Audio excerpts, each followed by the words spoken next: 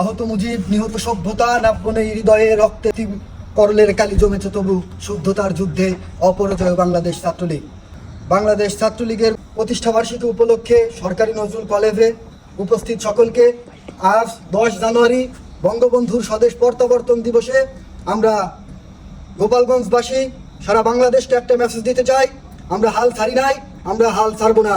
সারা বাংলাদেশ থেকে আমাদের নেতাকর্মী ভাইদের প্রতিদিন শহীদ করা হচ্ছে। সেই শহীদের কসম করে বলছি, আমরা আমাদের নেত্রীকে না ফেরানো পর্যন্ত আমরাও ঘরে ফিরবো না। জয় বাংলা, জয় বঙ্গবন্ধু, শেখ শেখ শেখ মুজিব।